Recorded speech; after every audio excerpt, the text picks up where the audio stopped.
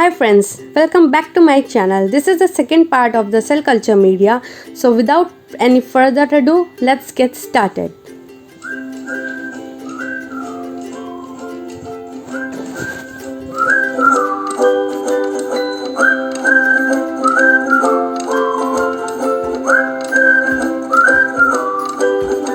So in this part, I am going to explain about the constituents of cell culture media.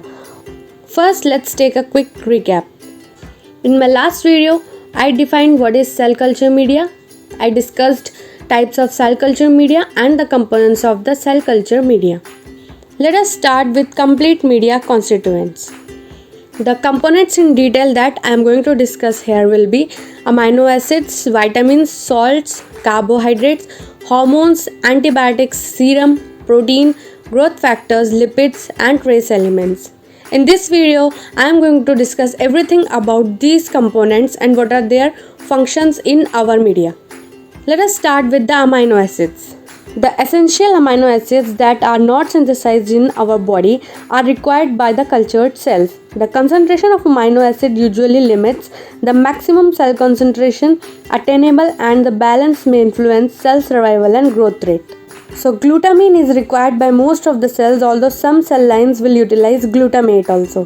Glutamine is used by the cultured cells as a source of energy. Next is vitamins. There are two types, water soluble and fat soluble.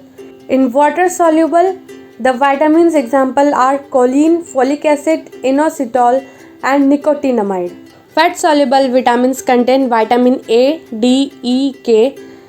These are various vitamin constituents in various cell culture media which help in cell growth and cell reproduction. Salts, they can be sodium, potassium, magnesium, calcium, chloride, sulfate, phosphate and HCO3. Salts are the major components contributing to the osmolality of the medium. Calcium ions are required by cell adhesion molecules. They also act as an intermediary in signal transduction. The concentration of calcium ions also decide whether the cell will proliferate or differentiate. Then sodium, potassium and chloride ions. These regulate the membrane potential. Sulfate, phosphate and carbonate play a role as an ion required by matrix and nutritional precursors for macromolecules. Carbohydrates. They are the major source of energy. They include glucose, galactose and lactate. Hormones. They promote cell attachment and cell proliferation. Insulin is one of the examples, and the function of insulin is to promote the uptake of glucose and amino acids. Antibiotics.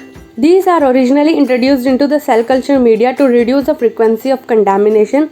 The disadvantages of antibiotics are they encourage the development of antibiotic resistant organisms, they hide the mycoplasma infection, and they encourage poor aseptic practices. Comes the serum. What is serum? Serum is a complex mix of albumins, growth factors and growth inhibitors. They serve as a source for amino acids, proteins, vitamins, carbohydrates, lipids, hormones, growth factors, minerals and trace elements. The example of serum are bovine serum and calf serum. In the media, 2 to 10% of the serum concentration can be present. Proteins. If we see albumin, it is a protein in blood acting to bind water, salts, free fatty acids, hormones and vitamins and transport them between the tissues and cells. Aprotininin. These are protective agent in cell culture systems, stable at neutral and acidic pH and resistant to high temperatures and degradation by proteolytic enzyme. Third is fibronectin. It is a key player in the cell attachment. The proteins also increase the viscosity of the medium, reducing the shear stress during pipetting and may add to media's buffering capacity. Growth factors. It has natural clot serum which stimulates cell proliferation due to the release of platelet-derived growth factor PDGF from platelet during clotting. So few examples of growth factors are fibroblast growth factor, epidermal growth factor, vascular endothelial growth factor and insulin-like growth factors. As the name suggests, they help in promoting the growth of the cell. Lipids, they serve as energy stores. They are the structural components of cellular membrane. They play a very major role in transport and signaling system. So examples are linoleic acid, oleic acid, ethanolamine, and phosphoethanolamine. Trace elements, these are the micronutrients that are essential for maintenance of functionality of the enzymes. So examples are copper, zinc, and selenium. So let's sum up the whole video. Here is a chart showing the component, example, and function of each component of the media. Amino acid, the example is L-glutamine, which is the building block of protein. Vitamins A, D, K, they are essential for growth and proliferation of cells. Vitamins, salts, potassium, sodium, chloride, iron, they retain the osmotic balance and help in regulating membrane potential.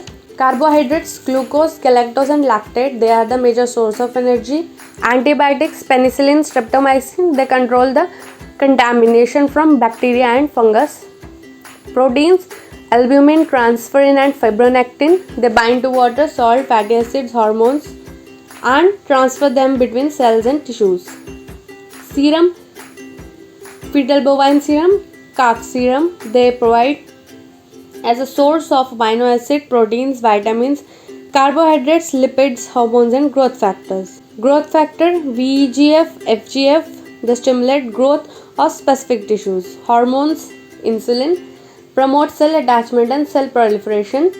Lipids, linoleic acid, oleic acid, they store energy, help in signaling. They are the structural components of cell membrane. So that's all for this video, and thank you so much for watching. I hope you got a lot of value out of this video. Please make sure you smash the subscribe button and make sure you leave a comment down below and let me know what are your thoughts on this video. So we'll meet on our next video, that is serum free media. Till then, thank you and have a great day.